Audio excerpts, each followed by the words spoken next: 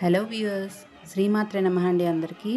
వైజాగ్ ప్రజలు ఇలవేలిపోయిన శ్రీ కనకమహాలక్ష్మి అమ్మవారి ఆలయంలో అమ్మవారికి పవిత్రోత్సవం నిర్వహిస్తున్నారు.